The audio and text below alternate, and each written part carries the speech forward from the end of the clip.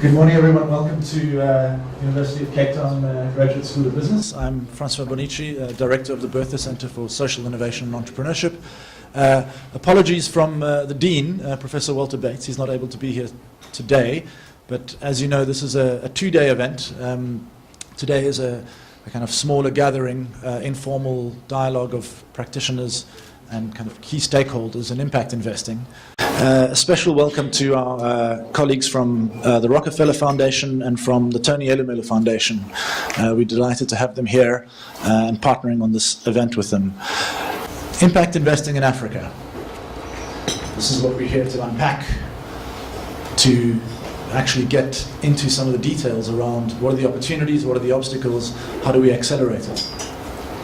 And we're delighted that we are partnering with an African institution like Tony Elumelu Foundation that is really driving this agenda in the region, and also with Rockefeller, who are doing so globally. We're delighted to be the local host partner, but also the academic partner on this.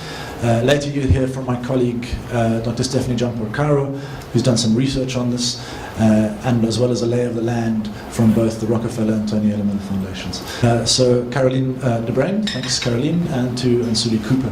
So thanks very much. I'm going to hand over to them, and a final word of thanks to all the organizers behind the scenes for today and tomorrow. Thank you. Thanks, Caroline. Thank you, Francois. So welcome also on our behalf. We're excited to be here today with you. To put this meeting into context, and May will say a bit more from Rockefeller, will say a bit more about that in a minute, but this is part of a series of meetings that Rockefeller has initiated. And so on the Monitor Deloitte side, we've been involved in each 4 of those meetings. So it started in November in Sao Paulo, then we went to India. 2 weeks ago we were in Hong Kong, and today we're here in Africa to have the African regional discussion. So Nsuli is from the region. I'm not from New York, I'm from Holland, as you may be able to tell by the accent. But working in New York, and have been trying to listen and learn from every regional discussion here. So today, today is going to be, needs to feel like a more intimate discussion with all of you. The reason we wanted to have a smaller group discussion alongside with tomorrow's discussion or a plenary forum is to really get the best thinking together and get specific about what is needed in the region and what some of the solutions may be in the region to accelerate impact investment. Before I'll take you through a bit more of the context and the goals, I want to introduce Nsuli. So Nsuli is no longer actually with Monitor Deloitte, but she's been our colleague in the region for quite a few years before she left our firm, and I'm excited to have her with me to provide that regional context today. Thanks, Caroline. Maybe just a little bit of background about me and involvement in impact investment. I was part of a team in 2010 that looked at over 430 impact enterprises across 9 African countries.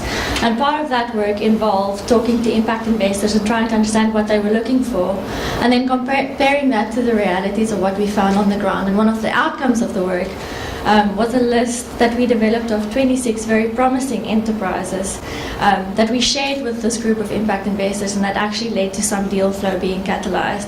And for you in the room tomorrow, we'll have one of the entrepreneurs who benefited from that exercise. Also involved in some work that looked at how you unlock impact capital, specifically around the development of deal brokers in this space. And more recently, I've actually been fortunate to work in South Africa with such a deal broker who's facilitating deal flow and private investment into the land transformation area in South Africa. For me, there's great excitement and value in being part of this session today, because it represents such a unique gathering of industry players across the region, where so much is clearly already happening to accelerate impact investment. And I'll let Caroline talk about the next session, which will also showcase some of those initiatives.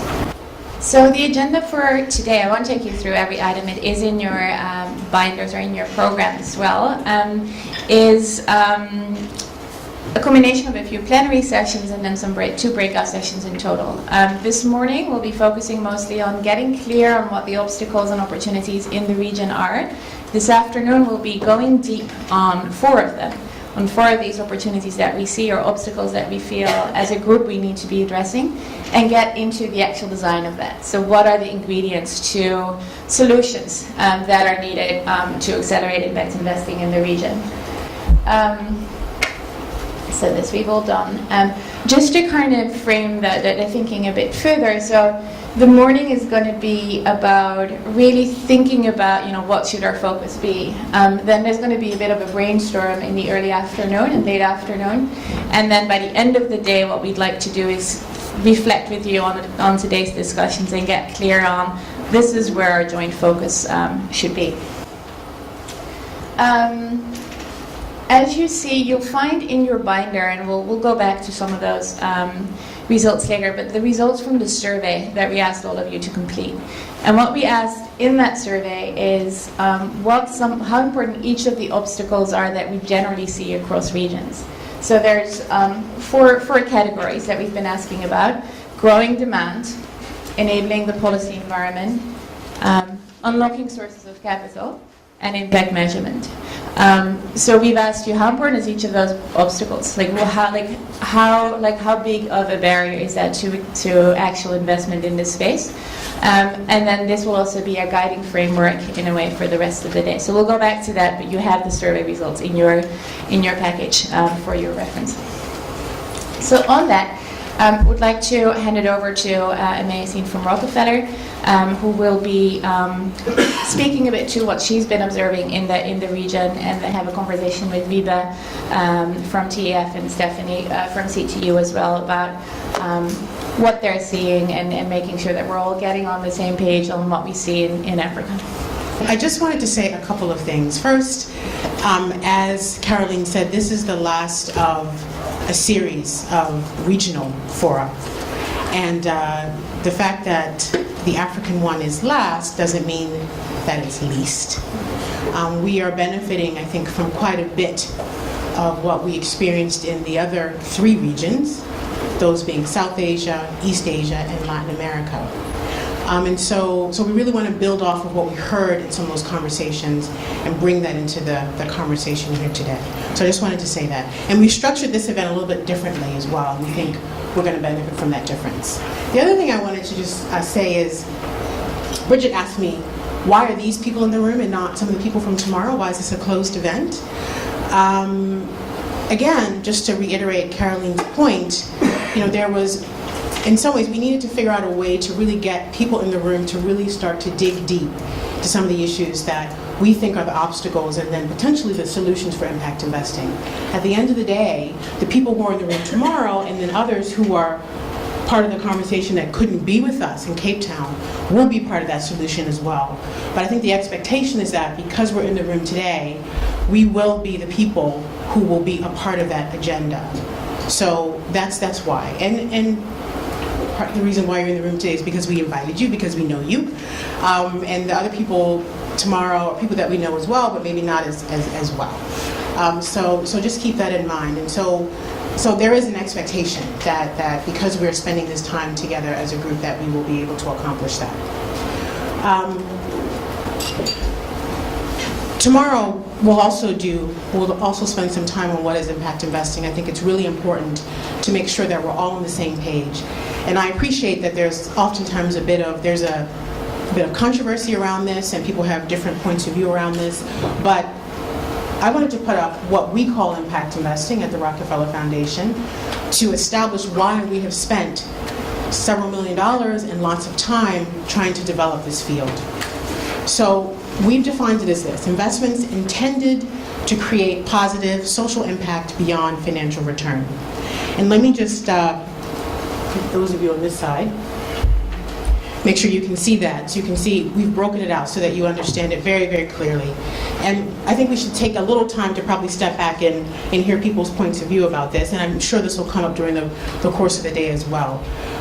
Again, when we say investments, we mean transactions, so debt or equity, so real investments, different from philanthropy. And I'll talk about why, as a foundation, the Rockefeller Foundation is interested in this space as a philanthropy, or we're talking about investments rather than philanthropy. Again, intent. For us, intent is important.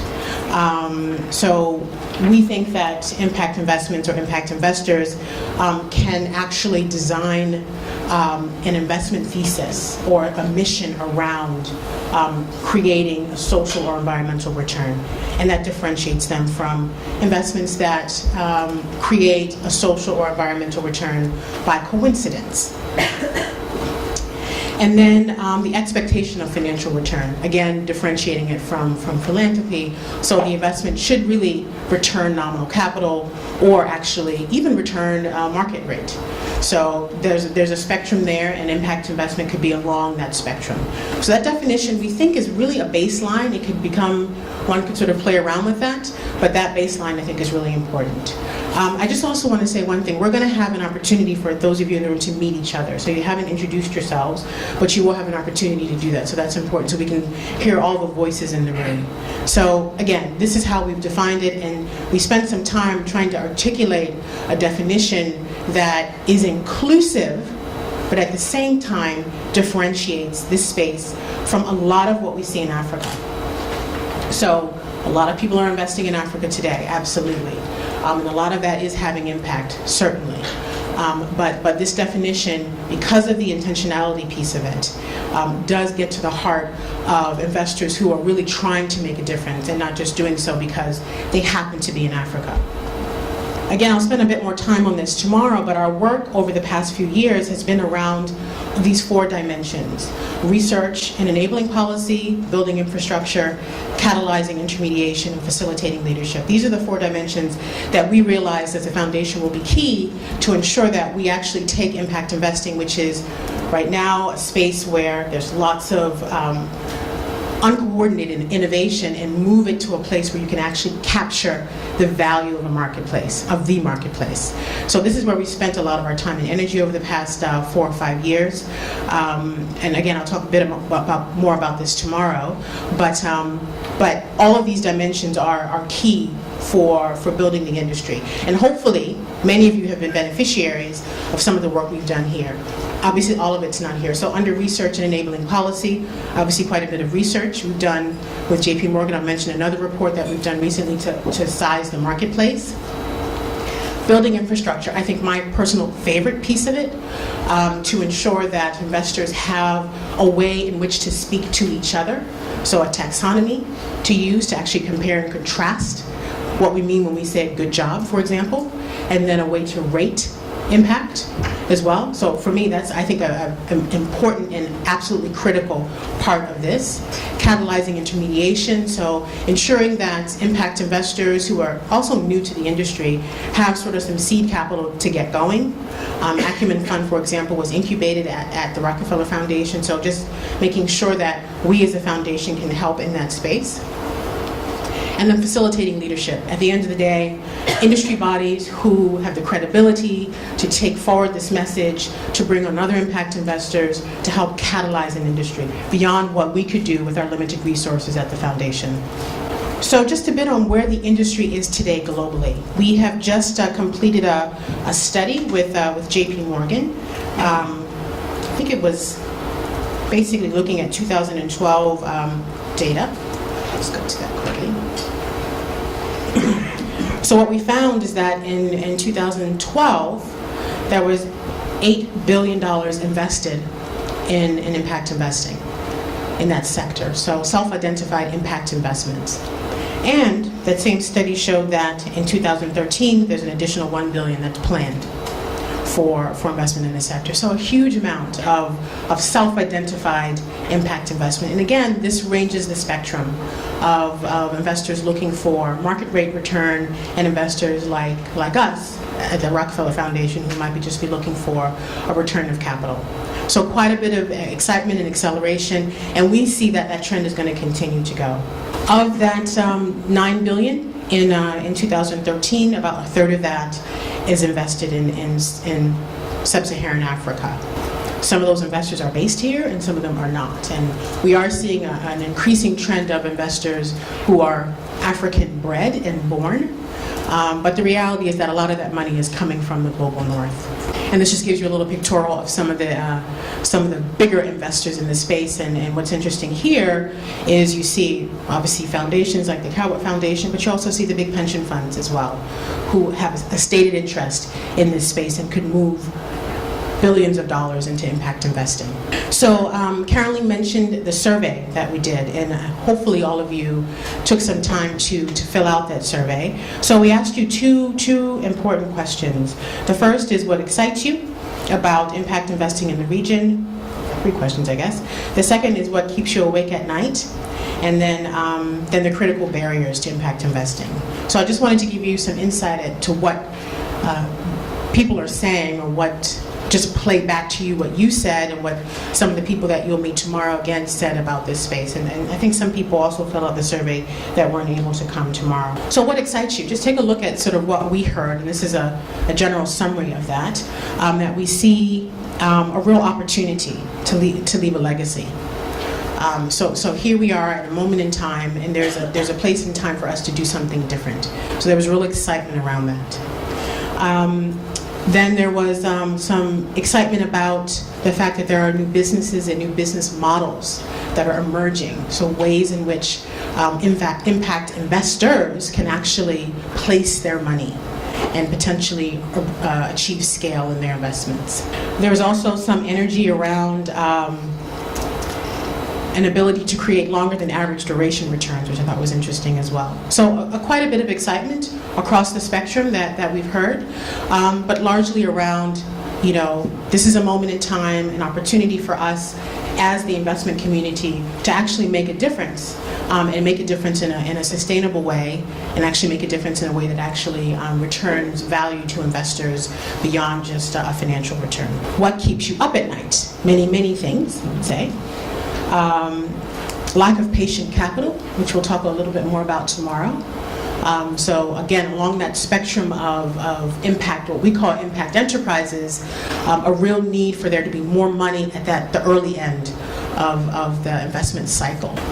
The economic sustainability of the sector being in question.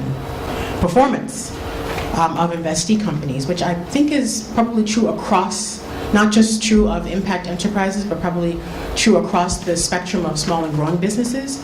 But certainly performance is an issue that many investors were concerned about. And then the issue of standardizing data collection, so having, again, some way to speak the same language across the investor community. And certainly,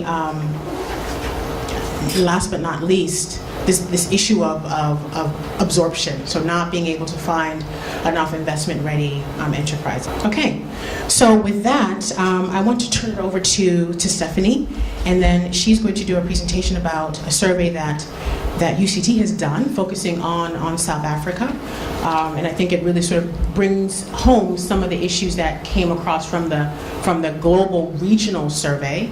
And then myself, Stephanie, and Wieba from the Tony Elumelu Foundation are going to have a conversation and hopefully involve you in thinking about some of the obstacles and concerns, and then again raising certain issues that we will hopefully get to dig into a little bit deeper as we go through the course of the day. So I'm Stephanie Giampocaro. I'm a senior lecturer at the Graduate School of Business. I'm going to try to give you a bit of context of why we did the survey we did, and also why it's called Investing for Impact, the Investing for Impact Barometer. So I'm French, as you can hear in my voice, and I studied for now probably 12 or 15 years all this investment strategy, and I started in France by studying socially responsible investing, which became afterwards responsible investing and was ethical investing. And when I came in South Africa, I started to hear about impact investing. And so for me, the impact investing concept was interesting, but I needed to connect it to the other things I did until now, which was about responsible investing, socially responsible investing, and I did not quite understand at the beginning what was the difference and why impact investing is different from these other things. And So the impact barometer is like a way for us to try to connect different pieces of the puzzles, different players in the industry, because you got the asset managers on one side, which are not the traditional space where the impact investing conversation is happening, and you have also the private equity venture capital space. Thank you. That's better. So you got this other space. So yes, what we try to do with the barometer is to connect different pieces of the puzzle. It aims to provide an annual snapshot on the investing for impact market. And our point of view is that investing for impact is a nascent industry with a plethora of description and a wide variety of targeted sectors. And so we did that work, and our position was not to... We decided to go to see what was going on the website, in the brochure of all these players, to try to understand a bit from an outside perspective what was going on. And we completed that work by calling the players to check the information, especially on the number side, because we wanted to be precise and accurate. But our take was to understand, are these people speaking about that concept of impact in general? So we discovered that more than 50% of the sample we looked at refers to that broad concept of investing with or for an impact. So in terms of the sample, as I was saying, we went to look broadly to what was going on in South Africa. Our sample is constituted of asset managers and private equity and venture capital firms. So for the asset manager, we didn't take all the asset managers in South Africa, but the asset managers were broadly selling funds and selling strategies which are broadly classified under the SRI and Sustainable Responsible Investment and Responsible Investment umbrella. And so we got 20 organizations that we surveyed, which represent 61 funds, and this represents a total size of 38.7 billion of rand. On the private equity and venture capital firms, we started by working with the SAFCA matrix. So SAFCA is the South African Venture Capital and Private Equity Association. So as you can see, that represents quite a lot of money, 386 billion rand. And so this number has to be taken cautiously because it is the funds that have been investing are invested and will be invested. So we could find some survey where that number is a bit less important. But anyway, so that was our sample. So 78 organizations representing more than 100 funds. And so we looked at that question of, are they speaking about that idea of investing for impact? And what we could define that there is a small majority that makes a broad reference to the concept of impact. So you can see in the PE VC population, 51%, and in the IM population, 54, and on the PV and VC, 54 and 51. PV and VC 51 and AM 54. You got also a big population that is not referring to impact, that needs to be taken into consideration.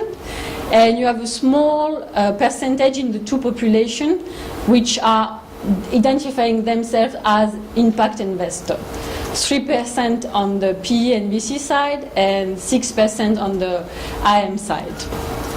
So that gives you a sense of that the sensibility of these players to the concept of impact. We also decided to understand if these players were abiding, signing international standards that we thought as something to do with that idea of doing good for society investing for the better good. And so we identify 4 of these international standards that could be interesting to understand overall awareness. And it was the UN PRI, so the United Nations Principle for Responsible Investing, which are quite an important standard in the responsible investment space. And we also identified the carbon disclosure projects, which is also a standard which investors are trying to push companies to disclose on carbon disclosure. And so here we are reading that question of how do you measure impact?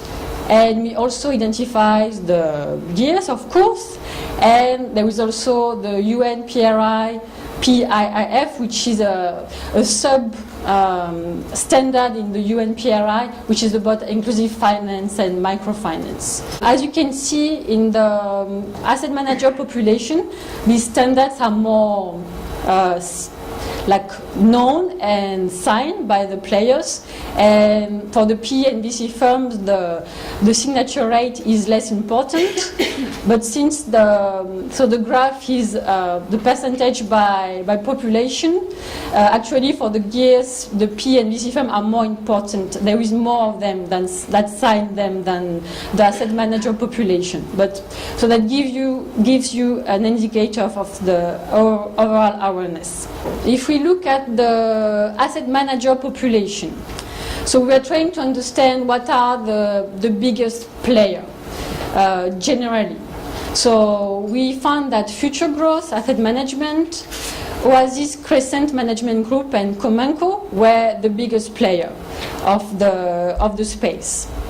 And so the data was sourced from the internet and phone and email contact, and it has to be noted that Future Growth and Comanco are part of the Old Mutual Group. We looked at the description they were given of their funds, and as you can see, socially responsible and responsible investment are the label that these players are using the most. And you can see that in terms of truly, like core impact investing, we have merchant investment and caddies, which are identifying themselves as impact investor. If we look at the PE and VC firms, we also try to identify the 3 biggest players, which makes reference to the impact concept. And we found Old Mutual again, Actis and Abrash Capital being the biggest player. We also try to have a sense of all the business incubators which are in the space in South Africa. Since before the VC and the PE stage, you need this incubation happening. So in the impact investment barometer, you can find a list of this non-exhaustive, but of the principal business incubators in South Africa with different categories. And finally, we looked at what are the priority impact sector in South Africa. So we started by taking the JP Morgan framework that was created in 2010, and with this idea of basic needs and basic services, and we tried to look at what was happening in the South African space in terms of this, to try to identify more clearly what were the investment sector for impact, the privileged one. And as you can see, infrastructure development, transport, agriculture, enterprise development, and enterprise and development of SMEs are the biggest sector that are identified by this asset manager and this PE and VC firm. To conclude, so the current report is the first edition of the South Africa Investing for Impact Barometer. And we aim with the Bertha Foundation to publish it on an annual basis and aims to detect trends in the investing for impact market. I want to pose a question to Wieba, and then maybe open it up for some conversation, some brief conversation. So I want to say that one of the challenges we've seen, at least for the African continent, is that we have a lack of data. So at least in the South Africa context, they've been able to start to track impact investment and are able to finally put some data around what has really been a story before.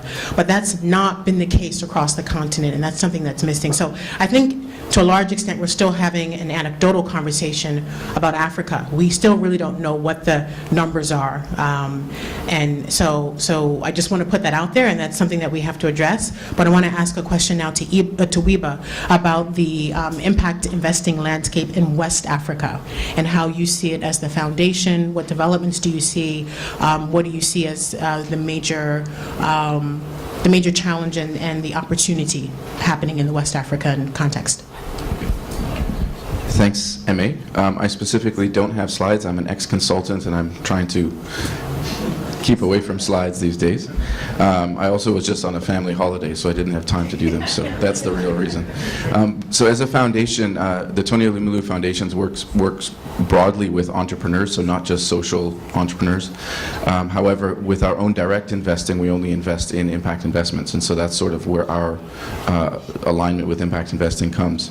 In West Africa, I would say the sector is quite, it's a couple of years behind the rest, so East and Southern Africa. There are a number of global players who now have, West Africa operations such as Root Capital, LGT, Acumen, and so on. And there's a growing number of local players such as Oasis Capital from Ghana, who we have here, and Injaro Capital, who's also here, the Tony Elumelu Foundation, of course, and then there's others such as Dorio, who you'll be hearing from tomorrow, and Alethea Capital. But the numbers are not that many. And one of the reasons for this is that in West Africa, sort of the social problems that impact investments address are still at such a macro level that it's hard to say, okay, let's work on these niche, impact investments. It's more, you got to fix the entire power sector, not just, provide power to low-income communities. So, in some ways you could say, okay, a $500 million investment in privatizing and revamping a power plant that will completely change the power availability for everyone, whether they're rich or poor, is an impact investment. Again, whether there's the intent question. And so in West Africa, I think it's more at that level yet, where the entire health sector, the entire agriculture sector, the entire power sector needs to be fixed before you start thinking about more focus on how to create that access for the poor. Right now, nobody has access. I would say the other reason is that the more specific social issues, such as, let's say again, healthcare for the poor, water provision, and so on, most people still think of that as something that the government needs to provide, or that it's traditional charity. And so the idea that that's something that you would make an investment in and have a return and so on is still very, very new and not well understood. And then there's often the common argument that basically any investment you do in West Africa, well, almost any, it can be argued to be an impact investment. Again, back to that question of intent.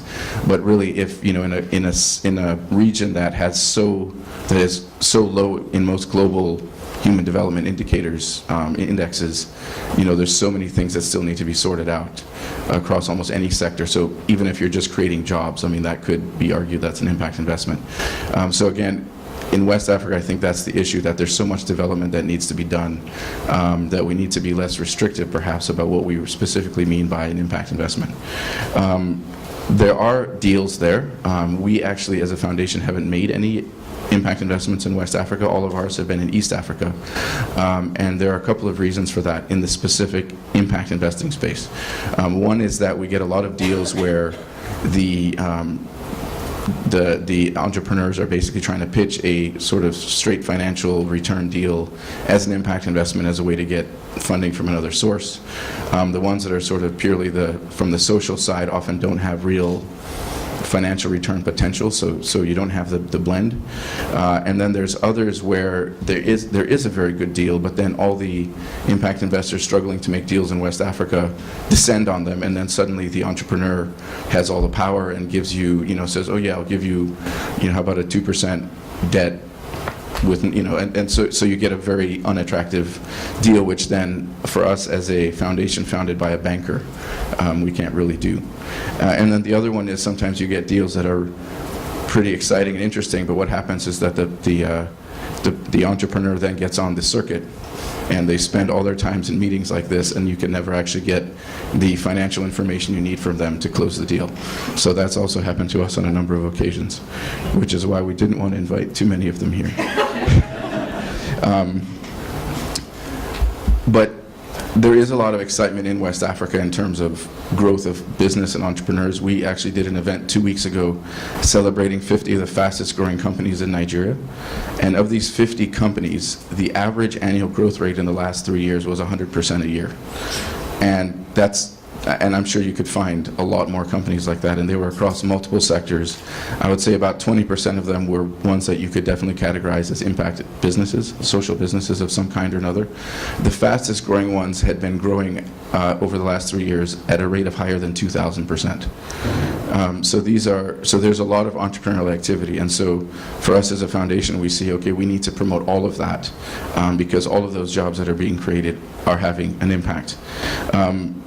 Now, in terms of how to, what we're trying to do as a foundation, I think what needs to happen more broadly in West Africa to get more impact investing going is, first of all, those who are investing need to realize that the deals that they're going to find are going to likely be at an earlier stage or a less developed stage, and they'll have to be even more patient than they are in East and Southern Africa because there's less of a sort of incubation network or infrastructure in West Africa to kind of take the deals from early stage to the stage where most people invest in. So you may have to think about investing earlier and then having more patience and perhaps coupling some of that with some grant money and technical assistance. There also needs to be a lot more promotion and communication around the concept, which is what we are certainly trying to do, but there needs to be more voices doing that, and just again to let potential investors know that, hey, these issues, these social issues that you see around you, you can solve them in a non-traditional means. This is one of the ways to do that. The other thing I think we need to think about is a broader definition of impact investing for the African market. I feel that a lot of the the core definitions that are used of impact investing are driven by the need to meet kind of the requirements of, say, the IRS or other, tax legislations, which in Africa we don't have to care about. So we're a Nigerian foundation. We actually have no legislation at all. We can do whatever we want. So in that regard, we can actually broaden the definition of impact investing to be whatever we want it to be. Obviously, that's extreme, but we do need to think about, okay, is the strict definition of impact investing that makes it possible for an American foundation to make it IRS compliant, is that really appropriate for the African market? Then we also need to do more to create the enabling environment, and in that we're working on developing angel networks, more incubation, SME support, but then also legislation itself. And so even though right now we do have the freedom in Nigeria to do whatever we want as a foundation, we do realize that the whole philanthropy sector needs some legislation around it, and so we've actually submitted a bill to the Attorney General that includes impact investing as a type of philanthropy, and that should then get some level of tax incentives for those who make impact investments, and that's also another way that we can get the sector going.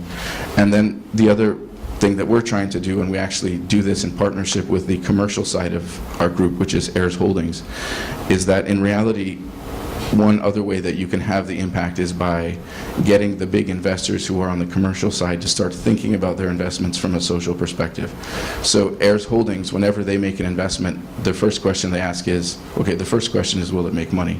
But the second one is always, is this going to have a significant development impact? And so if there are two investments, one is maybe just importing some product into the African market, and the other one is something that's creating jobs, etc. in Africa, they would obviously do the one that has the larger development impact. And so if you can get more of the investors in West Africa themselves to think beyond just the impact investing as a niche, but that you need to think about the social impact and the development potential of your investment as an important part of making your decision, I think we can actually take these concepts into the mainstream and have a significant impact through the private sector on the development of West Africa and beyond. Thanks. So I want to just leave about 5 or so minutes for a little bit of a conversation with the rest of you. I just want to also say we've raised a couple of very interesting issues, and I think most of you know that apparently Africa is the only continent now returning double digits. So there is a tremendous amount of interest from the investor community in Africa simply because it's profitable. But there's an opportunity to turn some of that investment, to make a deliberate decision around some of that investment to actually achieve a social objective. But I want to open it up to the floor to see if anybody has any questions, comments, concerns. And then in the next session, we're going to spend some time talking about some of the obstacles and challenges. So we'll definitely dig into that a bit deeper. But is anything top of mind for anybody in the room that they want to share based on what they heard this morning? Thanks, Emma. Good morning, everyone. My name is James Mwangi. I'm with Dalberg. Viva, something you said really resonated with me around finding. How far away is this better? Because I could. Okay. About what is an appropriate standard and approach for thinking about impact investment in Africa. And I think what resonated was working with entrepreneurs of different kinds, including non-deliberate entrepreneurs. Being a successful entrepreneur anywhere in Africa is hard. It takes a lot of time, a lot of focus. You need to be working on the operations of your business. At the same time, tracking and observing your impact is also a process, and it takes management time and management effort. And as we said before, there's a lot of niches where you can have impact just by virtue of the business you're doing. Add to that the fact that once you rate yourself an impact investor, you find an impact investment, you find yourself on the circuit, as you described. And the question becomes, are we creating or are we having some unintended consequences here, where firstly we attract people to call themselves impact investments because they know they're not the skilled operators and so need another hook for capital? Or even if they are skilled operators, we then put them on the circuit, load them up with additional requirements around reporting and tracking and so on, which are perfectly valid, but are taking them away from the first and foremost thing, which is building a surviving and thriving business. And over time end up in a self-defeating loop. So again, it's an observation posed a little bit as a question, but your point around the standards for Africa did really resonate. Thank you. Alexandra Mandelbaum from the Africa Enterprise Challenge Fund. Just to pick up on that, and it's certainly more of an issue in certain types of investments than others, but picking up on James's comment is also, where are we having a beneficial effect and where are we having a market distortionary effect, where in fact going on the circuit, becoming an impact investable type business is actually to the detriment of a functional financial sector in some of these countries, where these businesses should be going to a functional bank to get a line of credit and things like that. And we, in turn, actually think about that most of all. That's one of our biggest concerns in terms of what we do. And I'd be curious if that becomes part of the conversation as well. It's obviously not in every context, but it's certainly, I'm sure, in some contexts. And I think that's worth talking about. Edward from PARL Capital. Again, something that I feel shouldn't be ignored when we get into more detailed discussions is around the whole concept. Emu said, we all believe that in Africa, when you invest in good businesses, when you invest in some sectors like agriculture where we invest ourselves, when you do good businesses and they are doing well, then automatically there is impact. Whether this impact is measurable or it's not measurable, there is quantifiable and qualitative impact that is going to be created. And that, for me, it would be interesting to get a feel of how much do we call measurable and how much shouldn't we call measurable, how much is really indirect and how much is direct impact.